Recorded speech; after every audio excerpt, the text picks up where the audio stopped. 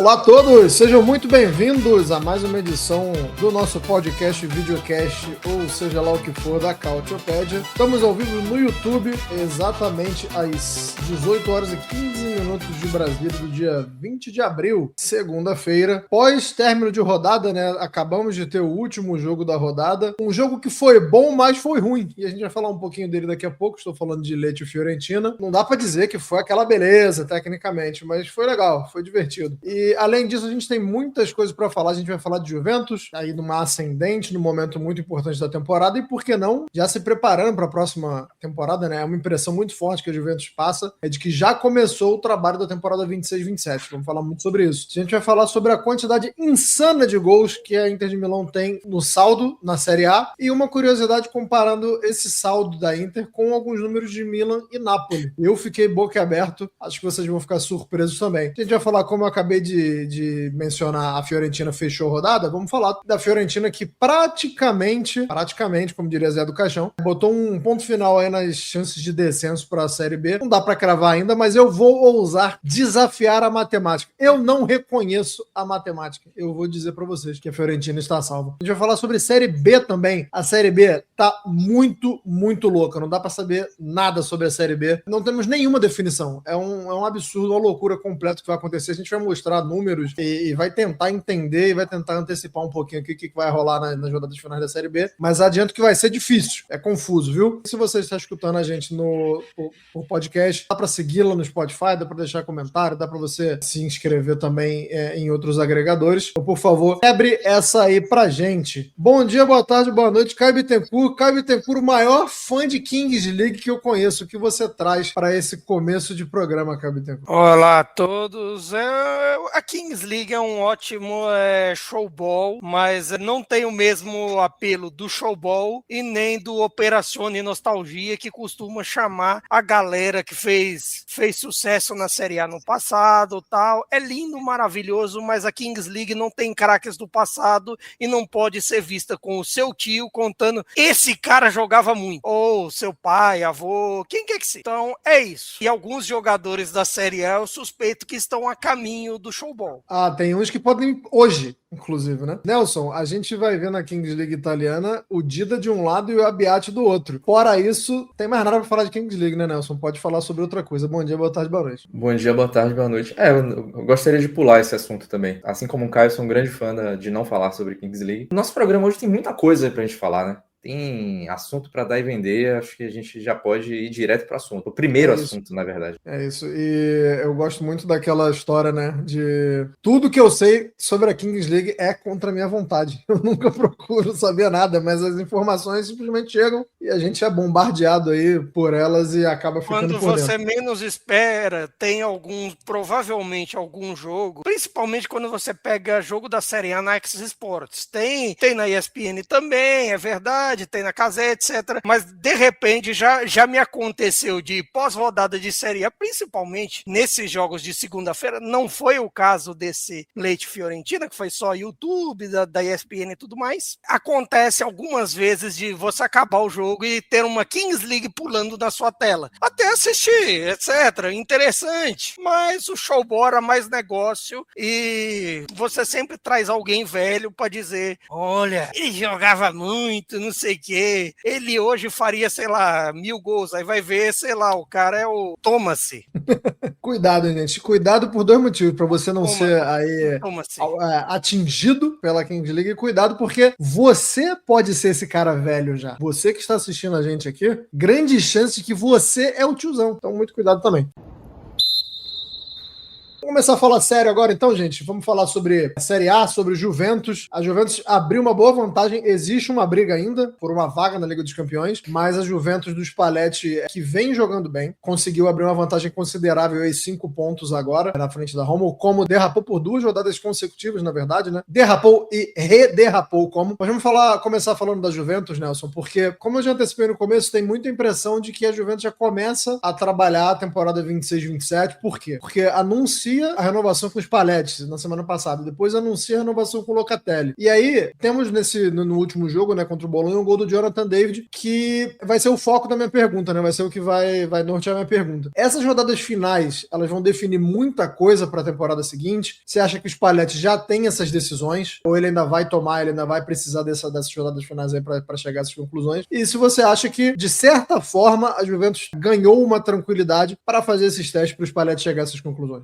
Depois do jogo contra o Bolonha, né, já perguntaram para o Spalletti se a Juventus era candidata para o Scudetto de 26-27. Aí ele elegantemente falou que, né, calma, vamos uma coisa de cada vez. E de fato, né, devagar com o andor que o Santa é de barro. E a gente nem sabe ainda quem é que vai ficar na Juventus, né? A gente até se eu não me engano, no programa anterior, a gente comentou sobre como o Spalletti já estava utilizando poucos atletas, né, em comparação ao que ele tem à disposição, pré-selecionando aqueles que não devem permanecer. Um desses aí que talvez não permaneça, e provavelmente não permaneça, acabou até jogando contra o Bolonha, que é o Openda, né? Talvez ele já tenha modificado um pouquinho aquilo que ele vinha pensando, e talvez por ter um pouco mais dessa tranquilidade aí, embora não seja exatamente uma tranquilidade assim excessiva, né? São 5 pontos aí de vantagem para Como e Roma. O Como tem uma tabela mais acessível do que a da Juventus, por exemplo, apesar de ter tropeçado agora no Sassuolo. Não vou nem dizer do jogo contra a Inter, porque enfim, a Inter é a líder do campeonato, então perder para líder é algo corriqueiro, né, para qualquer time, mas a Juventus tem o Milan na próxima rodada e aí é o que pode definir um pouquinho mais, porque se a Juventus vence, ela já coloca o Milan para olhar ainda mais para trás para o retrovisor, provavelmente, como o Milan já vinha olhando para o retrovisor, mas o Milan nesse momento tem 8 pontos de vantagem sobre Como e Roma. Digamos que a Juventus vence esse próximo jogo, Como e Roma também vençam, então aquilo se aperta um pouco mais. Tem o Napoli ainda que enfrenta a Cremonese, provavelmente vencerá, né, vai jogar em casa, mas aí a gente ficaria com Milan, Juventus, Roma e Como ali por 2 vagas, né, já modificaria um pouquinho esse panorama. E a Juventus com a vantagem de ter já enfrentado o Milan e aí tem uma tabela um pouco mais acessível também depois. Eu vejo a posição do David, que você comentou, ainda muito em xeque, porque é um cara que tem um mercado, né, ele estava sendo cobiçado por vários times, né, até a Juventus ter feito a melhor proposta para ele, né, o Napoli estava atrás, a Inter também se interessou, isso falando só de Itália, e ele acabou não se encaixando tanto, e eu vejo que o Spalletti prefere o Vlahovic. Com todo respeito, né, o Jonathan David, não... Mas quem em condições, assim, os dois 100%, acho que todo mundo, né? Se você levar em conta que o Jonathan David foi preterido pelo Lorenzo Luca, pelo Conte, porque no fim das contas, tipo, tinha um primeiro acerto e tudo mais, aí o Napoli desistiu porque o Conte, não, eu quero o Luca, não sei o que, o David não encaixa na minha ideia. Queria o Luca e já mandou embora na primeira oportunidade que teve, não, né? Também convenhamos, se não mandasse embora o Luca, mas é engraçado, porque o Luca também tá quase para ser mandado embora no próprio Forest. Depois você se pergunta por que a seleção italiana vai mal, quando tem esses bagre como revelação. O Luca, na verdade, né, se a gente for pensar nele, fora na Udinese, que ele foi bem, considerando o que é possível ir bem na Udinese, ele se deu mal em todas as outras passagens depois do Pisa, onde ele brilhou nas divisões inferiores, né? Não foi bem no Ajax, não foi bem no Napoli, não foi bem no Nottingham Forest, um fracasso atrás do outro, né? Mas enfim, se ele voltar para a Itália um dia, a gente vai voltar a falar nele, né? Só arrematando sobre a Juventus, a grande questão que eu acho que fica mais interessante para esse projeto é o fato de que a Juventus está conseguindo ir para a Champions League. E isso é uma questão que a gente também já mencionou anteriormente aqui. Conseguir essa vaga é muito importante para a gente poder projetar, né? Para os próprios diretores lá entenderem como é que será o projeto do Spalletti. Sem a vaga na Champions League ia ser uma outra coisa, porque não ia poder fazer os investimentos que o Spalletti com certeza vai pedir. E com a verba oriunda da classificação à Champions League, isso já vai ser mais possível, né? Não vou embarcar nessa onda aí de vai brigar pelo título em 26, 27, porque, enfim, né? Tá muito cedo para isso, mas eu acho que o torcedor da Juventus tem motivos para estar otimista nesse momento em relação à temporada que vem, sim. Mas uma coisa de cada vez. Por favor. E Caio, a gente conhece o trabalho, né, do Spalletti, mas você talvez lembre de um passado um pouco mais recente dele por causa do Napoli e da seleção italiana. Por que casou tão bem, assim, essa chegada do Spalletti na Juventus? Não teve uma mudança de elenco, né? A Juventus não mudou muita coisa depois da chegada do Spalletti, né? É importante a gente lembrar que não começa a temporada, tem o Tudor e tal. O Spalletti pega, não tem ali muitas mudanças e ainda assim o time rende muito melhor que ele. É lógico, todo mundo que acompanha um pouquinho de futebol sabe que não dá nem pra comparar o Tudor com o Spalletti, mas queria que você falasse por que rende muito mais com o Spalletti. Acredito que renda um pouco mais, muito por conta do estilo do Spalletti ser adaptado aos jogadores específicos que a Juventus Juventus tem. Ser um técnico que casa com as características da Juventus. Seja por ter jogadores multifuncionais, como o Yildiz, como Chico Conceição, que pode atuar pela direita por dentro, como pode ser também de outros tipos de características do meio-campo e tudo mais, ainda que haja um sentimento de que faltam algumas peças específicas para você ajeitar, casar um pouquinho mais e daí fazer a Juventus brigar. Tem uma defesa todas, com exceção do Bremer. É questão... Não, você disse com o Kalulu também. O Kalulu tem estado bem. E assim, também querendo ou não, acho que tem um processo de recuperação mental do Di Gregório nas últimas semanas. A defesa, inevitavelmente, assim, já se sabe que vai partir de Bremer e Kalulu. A questão é o resto. A questão é como vai ser o encaixe, talvez alguma fortificada maior no meio-campo e tudo mais. Mas assim, as bases ofensivas da Juventus já estão montadas. É muito precoce você falar de 26-27, não tendo nem acabado 25-26 matematicamente, que pode dar um problema eles caírem, como pode também acontecer até da Juventus passar Milan e Napoli. Pode acontecer. Por bola, a Juventus atua melhor que Milan e Napoli nos últimos jogos. Já se tem bem claro esse ponto. Agora, o X da questão é que, assim, em um primeiro momento, parece que a Juventus tem uma equipe titular já mais ou menos feita, mais ou menos azeitada. O X da questão é o ter elenco, que é um grande ponto de partida para pensar no futuro. Agora, em vista da partida com o Bolonha, teve as boas notícias, a atuação de quase todo mundo ali do ataque foi bem, mas eu vou ser sincero para vocês, puxando um ganchinho, eu achei o Bolonha meio abaixo da crítica nisso. Eu não sei se sentiram demais a eliminatória contra o Aston Villa, que deu tudo errado, no jogo em Birmingham deu tudo errado, no jogo em Turim deu tudo errado, e de repente de um jogo pro outro assim, sem nem ter tempo de treinar, você talvez não assimilou o golpe, ou se de repente já é um projeto que já decaiu do Vincenzo Italiano, de todas as peças e tudo mais, e até pensando no meio de semana, no confronto com a Lazio na Copa. Importante a gente falar da Copa também e da quantidade de jogos que o Bolonha tem feito. O Bolonha investiu legal, né? Contratou legal, mas a gente tá falando de final de abril. Então, assim, teve muita lesão no Bolonha, teve muita gente que chegou e aparentemente lá e não conseguiu ser. Assim, muitas mudanças durante a temporada. Tem que ver como é que tá chegando também o Bolonha nesse final de temporada fisicamente e mentalmente.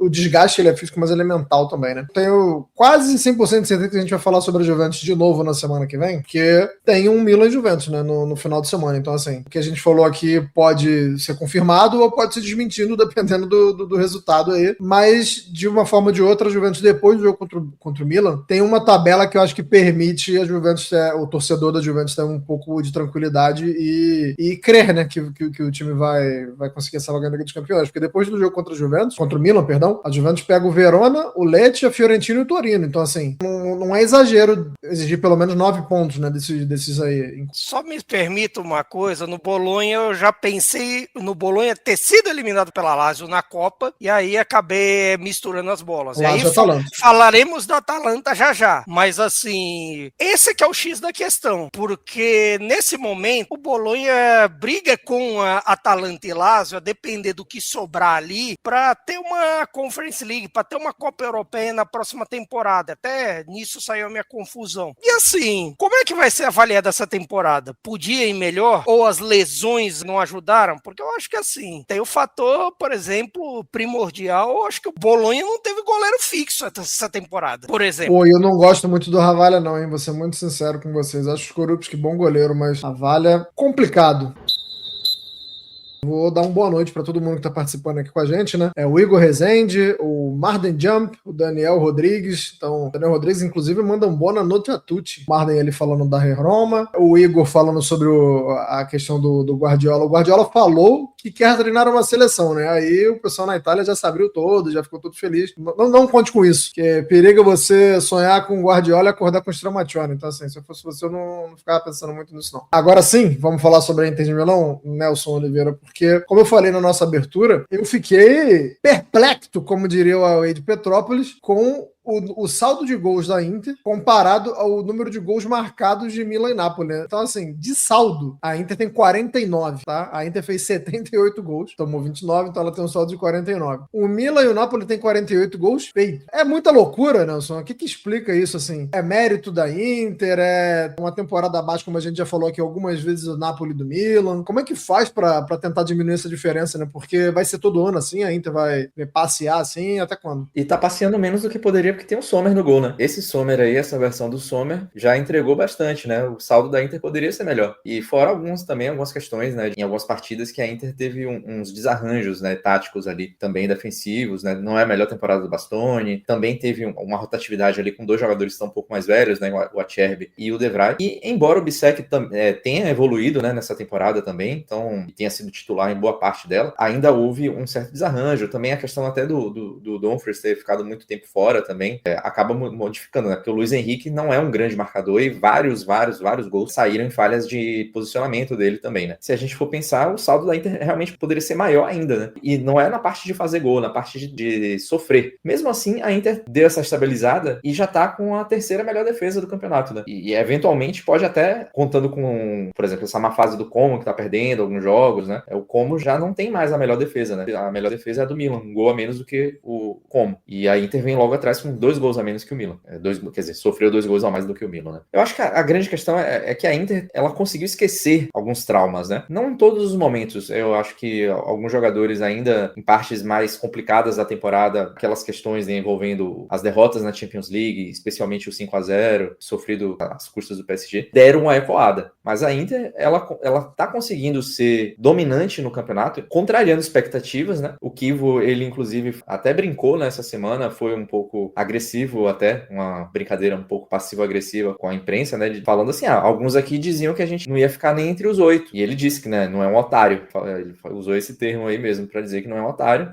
Que sabia, né, quem tinha falado essas coisas e também que não era um otário de achar, enfim, de não confiar no próprio taco, né? Que ele tinha noção do que ele podia fazer. E no final das contas, a gente vê uma Inter que tem 78 gols marcados, que é muito gol mesmo, né? Se a gente for pensar aqui, não vou nem falar de Napoli e Milan, né, que não marcam muitos gols, mas o segundo melhor ataque hoje está dividido entre Juventus e Como, tem 57, são 21 gols a menos do que a Inter. Ainda assim é muito gol a menos. A Inter tem muitos nomes, né, que fazem gol. A gente viu o Lautaro deu uma disparada, mas mesmo assim a gente não tem a Série A mais goleadora da história, né? O artilheiro com 33 rodadas tem 16, que é o Lautaro, e o Thuram ficou muito tempo ali sem engatar, marcou agora 4 gols nessas últimas 3 rodadas, chegou a 11, mas tinha 7, né? Tinha bem menos. Aí você tem o Çalhanoğlu com 9 também, mas é um time muito coletivo, né? Muita gente encontrando as redes, né? Sem falar na questão de que melhorou muito o seu ataque, que a Inter já tinha bons números ofensivos com o Arnautovic e Correa no ataque. Agora com o Boni e o Expósito, isso aí ficou ainda mais evidente. E a Inter acaba dominando de ponta a ponta, né? Apesar de não ter sido líder de ponta a ponta, quando a gente olha, né? A gente vê que o Napoli liderou isolado em 2 rodadas e o Milan liderou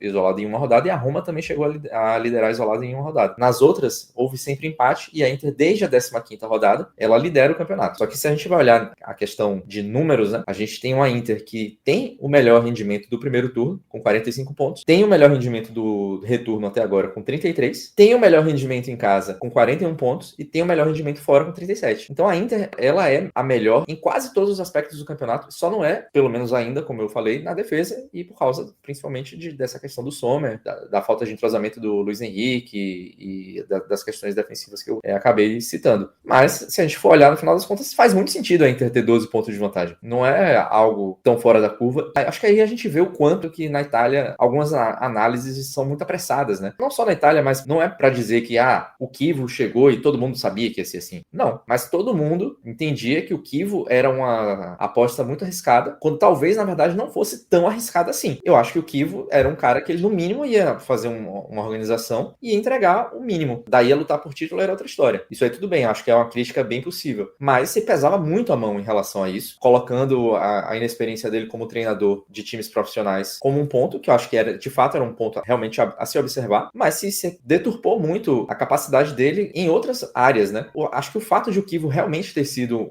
um integrante daquele time de 2010, né, da Tríplice Coroa, faz uma diferença nesse ponto, porque ele viu de dentro, trabalhou com o Mourinho, conhece o clube por dentro, ele trabalhava na base, conhece muito bem os dirigentes, então existiam outras valências ali. Embora ainda se critique o Kivo por algumas questões, né? Às vezes acham que o time não tem tanta identidade assim, mas também acho que a gente sai de um trabalho muito característico, né, do Simone Inzaghi. Eu acho curioso. Tem gente que acha o futebol do Inzaghi super exuberante, né? Toda aquela troca de posições, o fato de jogadores aparecerem ali fora da posição característica deles para concluir ou então para trabalhar a jogada. Tem pessoas que acham o trabalho totalmente engessado, né? Eu acho engraçado como se analisa de formas tão que, diferentes. Querendo ou não, você tem a referência, às vezes, de o fator Premier League, fator os técnicos da Bundesliga, de La Liga. Aí, se você compara com o cenário externo, aí realmente o Simone Inzaghi parece um pouco mais engessado em relação a esses. Mas, assim, mesmo para o cenário local, ele é até menos engessado. A gente tem casos de gesso ainda maior. Você quer exemplo mais de engessado do que Allegri e Conte? Tem. Até o Daniel Rodrigues mandou comentário aqui que disse que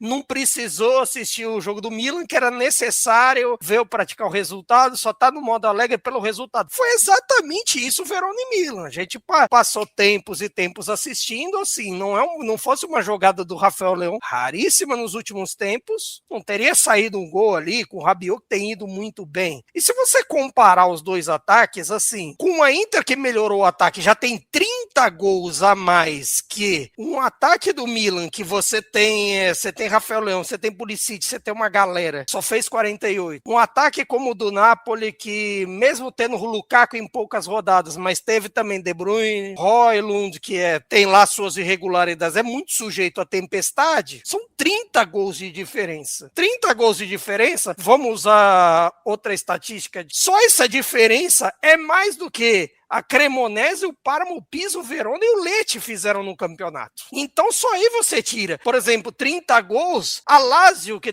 vai chegar numa semifinal de Copa com a Atalanta, mesmo depois dos 2 gols de sábado, fez só 34 em poucas rodadas. Isso a Lazio. A Lazio não tem um ataque ruim. Apesar de você questionar aquilo ali, sei lá, um Cancelliere ser sujeito à tempestade, um dia não tá no seu melhor momento, mas a Lazio não tem um ataque ruim, se você compara assim um outro. E isso diz muito do mérito da Inter. Vão talvez dizer, Milan e Napoli não realmente brigaram, talvez você pense assim, não tiveram um momento que você pressionasse até o fim, como foi o Napoli até ano passado, como foi o Milan em 22 e por aí vai. De certa forma, a Inter fez o que é a regra número 1 de um campeonato de pontos corridos: ser regular. Vão dizer, mas ela não ganhou o derby, mas ela não ganhou do Napoli, às vezes ela ganhou da Juventus daquele jeito no retorno. Mas, meu amigo, os 3 pontos que valem num derby, que valem em qualquer coisa,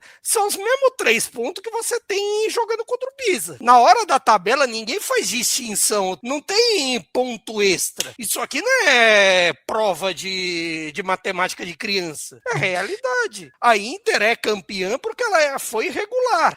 Mas a Champions League, ela foi a Champions League, uma noite ruim, sem, sei lá, seus melhores jogadores, pode dar tudo errado. Contra o Bodo Glimt deu tudo errado, estratégia e tal. É o caso pro Kivo começar a rever umas coisas? Com certeza. Mas assim, ele é um marinheiro de primeira viagem, grandes bancos, levando em conta que ele treinou Parma temporada passada. Ele foi lá e tirou um campeonato de Antônio Conte, tirou um campeonato de Massimiliano Allegri e de Gasperini. Ok, o Gasperini não ganhou, mas tem mérito. Grande mérito para mim nessa temporada é fazer uma coisa que Conte e Allegri não fizeram, principalmente o senhor Conte. Entender o calendário, entender que você nem sempre vai fazer um treinamento de soldadinho de chumbo, como o Conte faz. A Inter teve problema de lesão? Teve, mas ela não foi do nível selvagem que, por exemplo, foi o Napoli. E o Napoli tem muito por conta dos métodos arcaicos de Antônio Conte. Eu acho que a questão do Kivo, a principal, é que ele não inventou muito a roda. Ele transformou um time que já tinha uma base, foi no mental dos jogadores para superar os traumas que tinham, e isso aconteceu na maior parte da temporada, como eu estava falando antes, e verticalizou mais, aumentou a pressão, pequenos ajustes que deram resultado, pelo menos no solo italiano, né? Por exemplo, o que o Marden Jump falou aqui, né? Ele disse que eu acho que ninguém fez força para ganhar o campeonato e caiu no colo da Inter, né? Napoli, Milan e Juventus fizeram uma temporada desastrosa, principalmente os dois últimos. Esse campeonato, dessa forma que ele interpretou, como o campeonato do Napoli de 2022-23, que o Napoli conseguiu sair muito na frente, os outros meio que deram largada, porque não tinha mais como atingir, não dava mais para chegar. E aí o Napoli não teve mais realmente uma pressão. O Napoli se tornou líder isolado naquela Série A, na 9ª rodada, e terminou o primeiro turno com 12 de vantagem, os 12 de vantagem que a Inter tem hoje. A Inter, ao contrário, né? A Inter terminou o primeiro turno com 3 de vantagem sobre o Milan e 6 sobre o Napoli. E até um dia desses aí, a gente estava discutindo sobre a crise da Inter, o Milan e o Napoli colados ali, né? A Inter chegou a abrir um pouquinho ali em fevereiro, mas em março, aquela sequência complicada, data FIFA, empate com a Atalanta, perdeu para o Milan, empatou com a Fiorentina. Era uma incógnita para a Inter, essa volta aí da data FIFA, um jogo contra a Roma. Mas a Inter ganhou e os rivais acabaram tropeçando. Então essa vantagem aí, ela aumentou muito recentemente, né? Mas até um dia desses,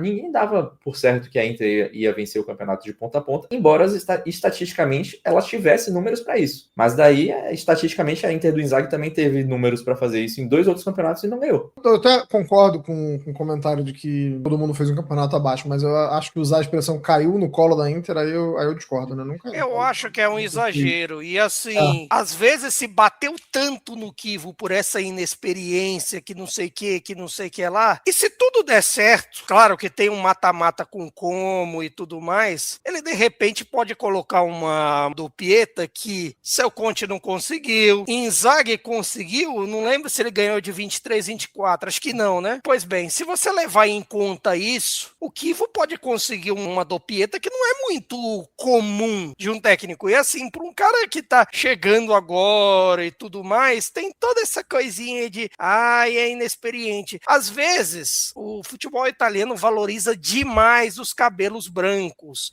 ou até a falta de cabelos em alguns casos, ou perucas no caso de certos treinadores, porque assim, é uma situação que, assim, sempre a ideia de que eles têm um plano, que não sei o que lá, aí de repente eles criam situações. E esse é o campeonato dos treinadores jovens. É do Kivo, é do Fábregas, porque mesmo com essa derretida do Como na reta final, porque assim, a derrota para o Sassuolo, eu diria que com a vitória da Juventus, praticamente matou as chances do Como de Champions League. Mas a bem da verdade, seria cedo demais a gente pensar no Como já direto numa Champions. Eu acho que é esse o ponto. Aí fica o eterno ponto pra gente projetar Inter e Como. Será que o Como vai ter uma cabeça tipo assim de é o jogo da temporada, é a nossa grande chance de ganhar um título, não sei o quê, pra ir pavimentar a ideia lá na frente? Porque assim, teve muito clube em ascensão ao longo da história que sempre usou a Copa Itália pra se cafifar. Foi assim com a Sampdoria nos anos 80, com o Mantovani, que despejava dinheiro e foi aos poucos crescendo,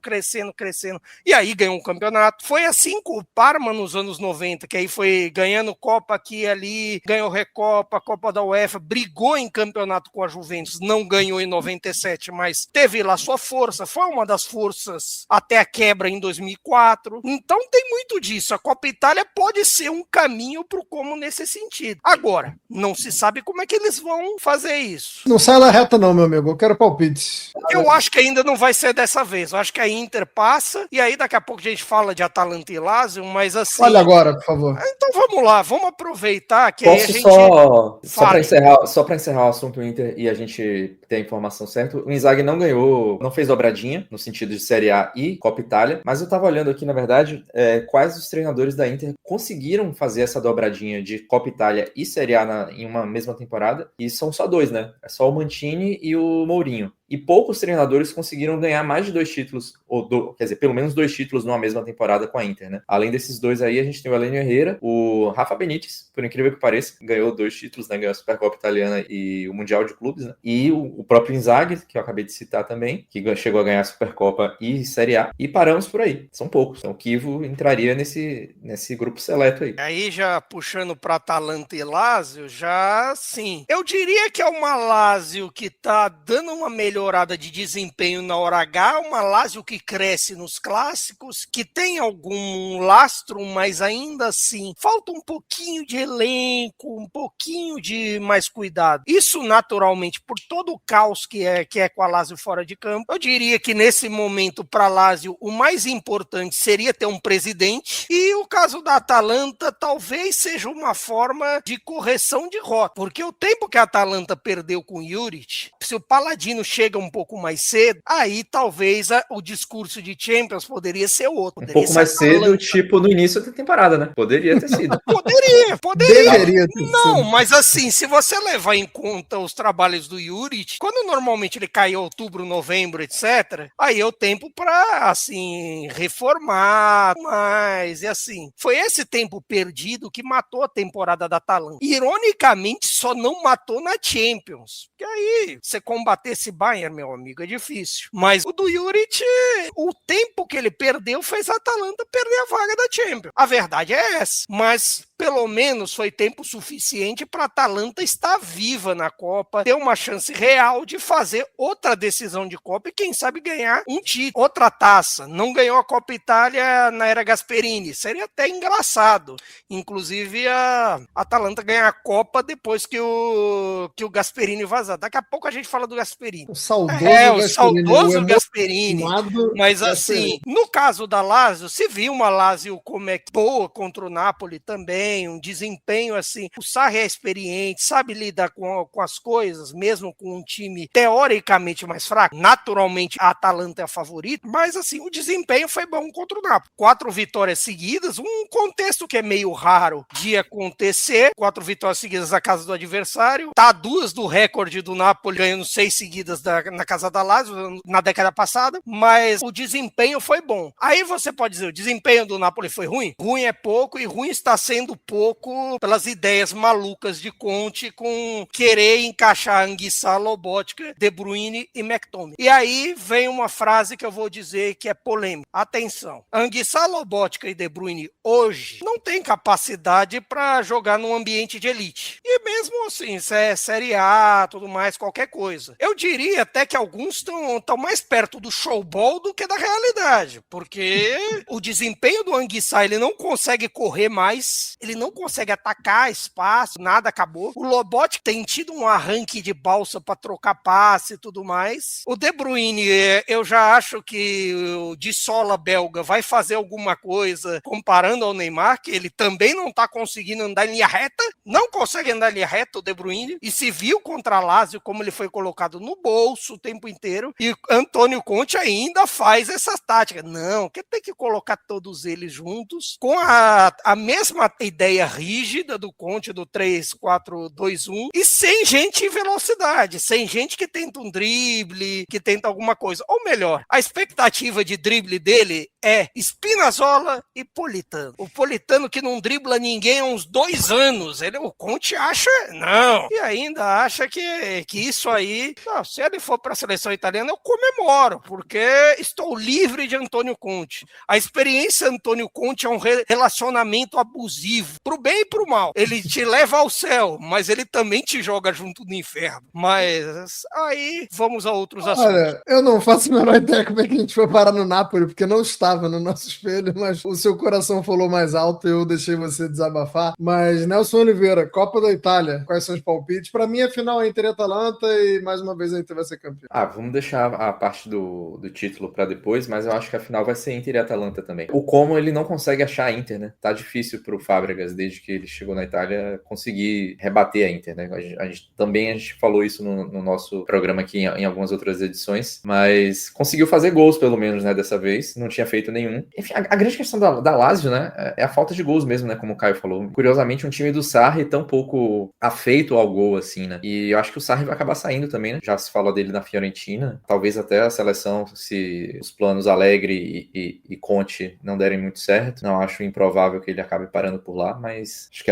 em relação à Copa, vai ser mesmo Inter e Atalanta essa final aí. Tá vendo aí? Eu falei pro amigo lá no começo do programa para não sonhar com o Guardiola e acordar com o Stramaccioni. Você já traz o Sarri, é mais ou menos por aí, tá vendo? Não dá pra Olha, o Sarri não é nada mal. Eu diria que, em vista as condições da Lazio e etc., é milagre, assim, ter alguma chance de Europa. A verdade é isso. Não porque a Lazio não possa, que não tenha peça, etc., mas porque a direção largou.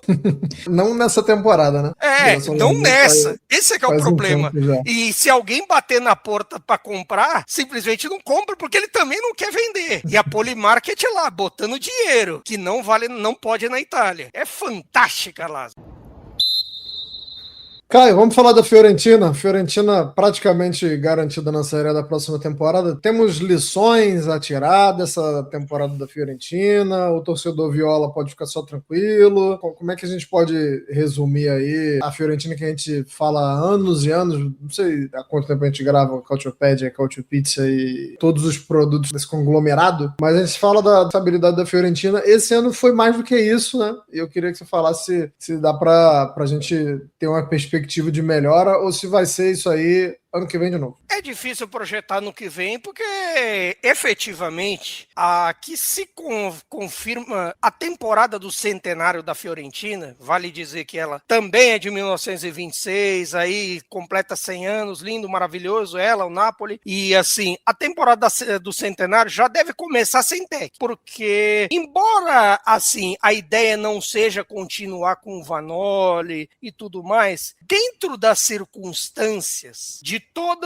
o sentimento de areia movediça que a Fiorentina estava pegando ali para janeiro, fevereiro, até antes disso, é um excelente trabalho. Ela chega praticamente livre nessa reta final, ela saiu do bolo de Cremonese, de Lecce e até mesmo do Cagliari, se você levar em conta, tem uma melhora de desempenho. Não foi o suficiente na Conference League? Não. O Crystal Palace foi realmente melhor e encaixou melhor o time para a competição, e aí para a Fiorentina reverter foi tarde demais. Tarde demais e as fragilidades pecaram. São peças que, se você olhar o time titular, tem algumas que não enchem os olhos. O autor do gol desse jogo contra o Lecce, Jack Harrison, a gente tem um amigo nosso, Bruno da Silva, torcedor da Fiorentina, que ele escreve revista de tênis no município lá de Brusque, um abraço pra ele. Aquele corneta, o Jack Harrison, é um absurdo. É um nível, tipo assim, na escala de 0 a eu falando do Politano, ele tá pertinho. Não é um time que enche os olhos, não é um time que você espere qualidade, mas que a Fiorentina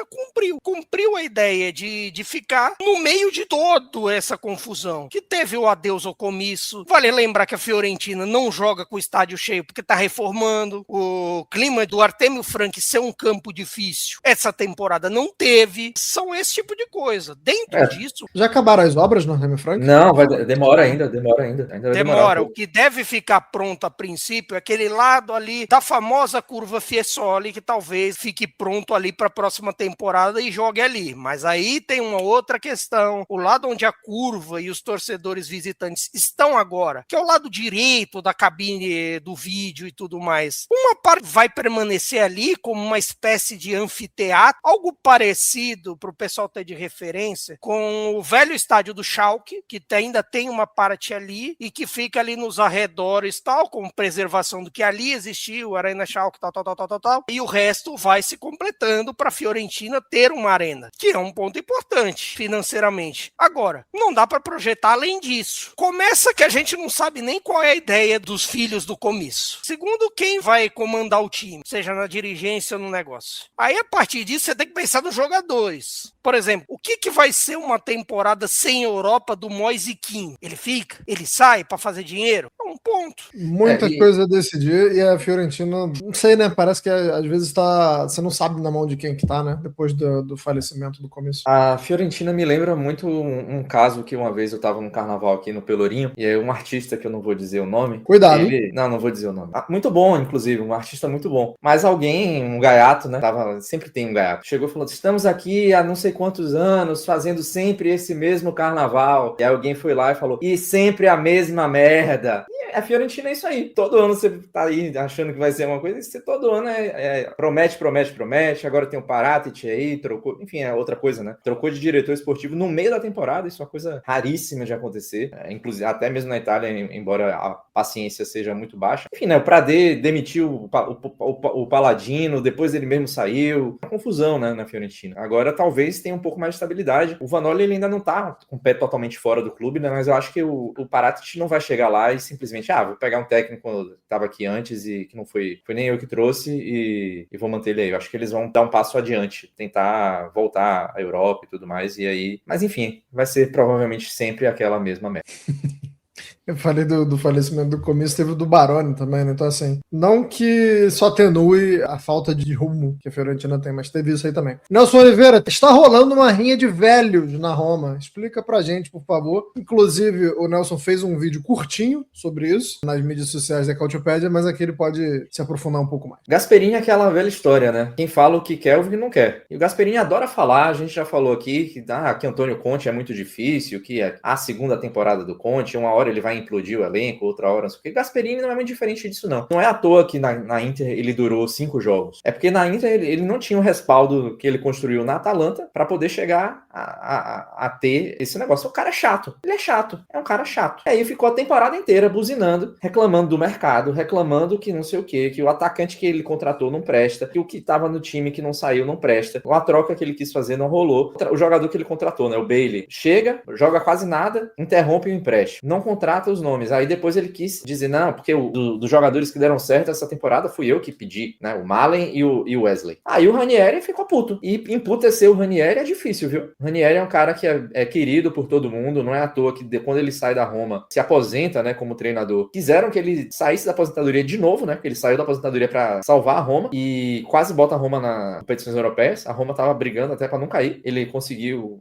fazer a Roma brigar por competições europeias e quase conseguiu botar a Roma na Champions League, classificou para a Liga Europa. Foi um nome sugerido para a seleção italiana antes do Gattuso, mas ele não quis sair da aposentadoria dessa vez. Aí espinafrou, né, disse que todas as contratações passaram pelo crivo do Gasperini, que o Gasperini não era a primeira opção da lista da Roma, também deixou esse veneninho aí no ar. E aí o Gasperini não gostou, né? Disse que era um teatrinho, tá uma situação ali meio de ou ele ou eu. E no final das contas, eu acho que o Ranieri ele vai sair da Roma, porque ele não precisa da Roma. A verdade é essa, o cara tá aposentado. Ele já tá velho demais pra isso. O cara sai da aposentadoria, volta pra Roma, que é o clube que ele ama, torcedor da Roma, e aí vai se dar de cara com o Gasperini. Ele precisa disso pra quê? Precisa. O Ranieri não precisa disso. Então ele vai provavelmente sair, dizer, muito obrigado, família Friedkin, foi muito ruim trabalhar com vocês, foi muito ruim trabalhar com você, Ranieri, e vou vazar. Agora, o que acontece é, a Roma não tem nem mais a certeza de que o Gasperini vai ficar, porque depois de 9 anos na Atalanta, ele quer ter o mesmo tipo de respaldo. Beleza, eu acho que tem que dar um respaldo pro treinador, sim, pro projeto, senão você não contrata o cara, não faz sentido. Mas pelo menos, eu confio no que o Ranieri falou. Eu não acho que esses nomes que chegaram aí, o Gasperini disse, não quero trabalhar com eles, e a Roma foi lá e colocou o goela abaixo. Não faz o mínimo sentido. Primeiro, se fizesse sentido, o Gasperini colocaria pra jogar? A gente se conhecendo a figura dele, não botaria pra jogar. Daria um jeito, faria outra coisa. Ele colocou pra jogar. Eu acho uma tremenda sacanagem um técnico falar mal pessoalmente de um jogador. E o Gasperini fez isso mais uma vez nessa temporada. Principalmente se ele ainda é o seu jogador, né? Seu jogador, um cara que tá se adaptando a um futebol diferente, que vinha de uma fase complicada. Tô falando do Ferguson aqui, né? O Ferguson não vinha tão bem, foi emprestado ao West Ham, né? Não vinha bem nesse empréstimo ao West Ham. Tava se adaptando a um novo campeonato. Quantos jogadores irlandeses jogaram na Série A até hoje? O Gasperini sabe disso? Eu acho que isso faz uma certa diferença. Eu tô falando em relação a o quanto a Série A é conhecida na Irlanda. Embora o Ferguson tenha nascido na... Adaptação também, né?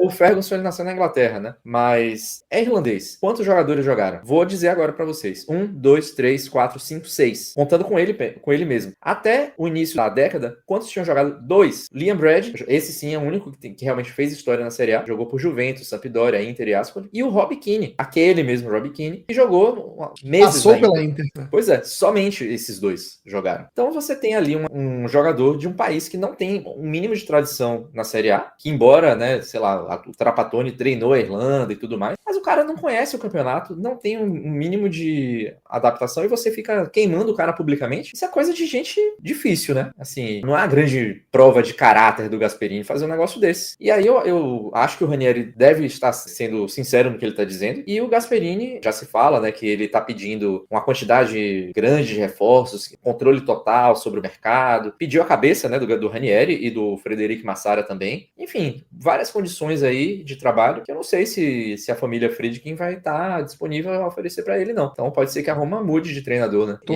decepcionado com o Gasperini, porque o começo do trabalho foi bom, fui muito fã do trabalho dele na Atalanta também. Começou legal e tal, mas a pessoa, né? E saiu um dado também, né? Não lembro agora quem foi que divulgou, mas a gente repercutiu isso no X, que a Roma, nas últimas 8 temporadas, na 33ª rodada, tem praticamente a mesma pontuação. Com qualquer treinador, com o Mourinho, com o Ranieri, mas tudo bem que o Ranieri pegou o bonde andando, né? Mourinho com o Ranieri, com o De Rossi, com o Gasperini, o máximo que chegou foi 58 pontos, os 58 pontos que o Gasperini tem hoje. Mas oscilou ali entre 55 e 58 nas últimas 8 temporadas. Então, assim, o Gasperini não tá com essa moral toda e não pode jogar só no colo da diretoria isso aí não, porque tem responsabilidade também. A Roma vinha bem, né? Essa queda, inclusive a queda que a Roma teve, foi depois que chegaram esses jogadores todos que ele tá se gabando de dizer que foi ele que trouxe. A queda da Roma é nas últimas rodadas. A Roma começou a ter resultados ruins aqui no mês de março. Há pouco tempo, se a Roma tivesse conseguido, sei lá, tirar uns pontinhos da Inter, não tivesse perdido pro Como, tivesse vencido a Atalanta, tava aí brigando pra ser vice-campeão. Então ele tem que baixar a bola dele, ó. Por favor. Caio, eu sei que você tem hora pra sair, você tem compromisso, você vai comentar jogo, mas dá pra você falar da loucura que tá rolando na Série B antes da gente fechar hoje? Dá porque Não assim... se sabe quem vai ser campeão, não se sabe quem vai subir, não se sabe quem vai cair. O que se sabe da Série B, cara? O que se sabe da Série B é que teremos entretenimento até o final, levando-se em conta essa distância de Monza e Frosinone empatados pelo título, tem essa provisão de empatados pelo título e tem os outros fatores de playoffs. Se gera uma situação tão curiosa que Mantova, Padova e Sampdoria podem ao mesmo tempo ir para a Série A via playoffs e podem ir para a Série C pela luta contra o rebaixamento. E é um sistema tão maluco, mas tão maluco que o Palermo também pode se dar o luxo de sonhar com a Série A e tudo está indefinido, porque mesmo equipes que tentam 2, 3 vitórias, de uma hora para outra podem perder. Tenho comentado alguns jogos, comentei na semana retrasada para a Sportnet, Frosinone e Palermo, e ontem Padova e Reggiana, que o clima está de total entretenimento. Apenas assistam, porque viram 3 rodadas de fogo. Não dá para prever nada ainda. É isso, rapaziada. 3 rodadas faltando e o panorama é esse aí que a gente tá vendo agora. Se você está ouvindo o nosso podcast, perdão, mas eu não vou passar pela tabela toda porque é uma loucura. Então procura lá, mas o importante é saber que não tem nada decidido. Nelson Oliveira, gostarias de pincelar algo sobre a Série B também? Não, só para quem tá ouvindo a gente, né, entender, o Sud Tirol, o Mantova, o Padova e a Sampdoria, né, estão ali entre a 11ª e a 14ª posição, eles estão a 4 pontos da zona de playoff e a 4 pontos da zona de playout, né? Ou seja, então é o famoso meio da tabela mesmo, né? Pode subir ou cair assim com a mesma probabilidade, né? Porque a distância de pontos é a mesma, né? Para destacar aí, eu acho que também essa luta muito forte ali, né? A gente tem 3 times tradicionais, né, do futebol italiano brigando ali para não cair. Bari, que inclusive é da família De Laurentiis, né? Que eu acho que a família De Laurentiis deve estar querendo muito que o Bari não suba, para não se ver livre do Bari, né? Porque se o Bari e o Napoli jogam na mesma divisão, eles sempre vão precisar vender. Mas aí então, forçou demais, né? Joga logo pra Série C aí, porque a gente vai ficar um tempo aí sem precisar vender. E o Pescara, apesar de o Insigne ter chegado e ter mudado, né? O Pescara era uma lanterna assim, praticamente já tinha caído. Enfim, agora tá aí ainda lutando para não cair o Spezia, né? Mas vamos ver o que é que vai acontecer. Vamos ver. Eu gostaria que o Pescara não caísse caísse, acho um time simpático, mas tem um pedacinho aqui do meu coração que quer sim ver Lorenzo Insigne sendo rebaixado para a Série C. Muito obrigado a todo mundo que acompanhou a gente por mais essa edição no YouTube. Muito obrigado a você que escutou a gente no podcast. A gente volta semana que vem já com uma final de Copa definida, com mais definições na Série A e talvez, quem sabe, né, na Série B, mas isso aí eu não garanto não, beleza? Forte abraço a todos, arrivederci, tchau.